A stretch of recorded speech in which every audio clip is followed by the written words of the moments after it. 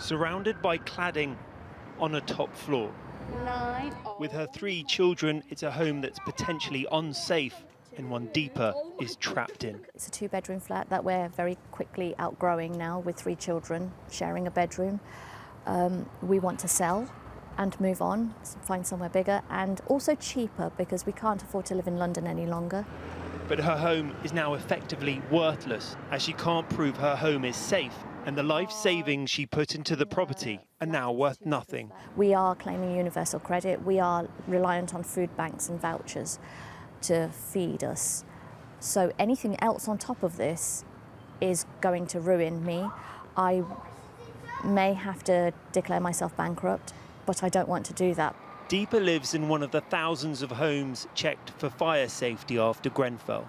The so-called cladding scandal, a product of poor building regulations, but it's leaseholders that are picking up the bills. For residents trapped in the building safety scandal, it comes down to this. They don't want to pay for something they didn't create and are not responsible for. At Westminster, a small group of rebel Tory MPs are trying to make the government provide the funds to make all homes safe now. We never asked for the taxpayer to bail people out. We just want the taxpayer to provide a safety net for leaseholders. We want to be in a position whereby the government provides the cash flow up front, and then the government can then levy those who've been responsible within the industry over the next 10 years to recoup those funds. But this was dismissed by the government, who said enough money was already available. That's why the government has recently announced that we'll be providing an additional £3.5 billion to fund the removal and replacement of unsafe cladding targeted at the highest risk buildings. The government says it's doing lots to help this crisis. Do you think they're doing enough?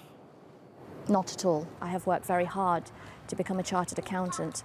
I put 15 years into this career, and if I lose it because the government's let us down, I lose everything.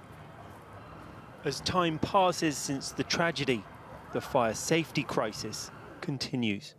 Rex Martel, ITV News.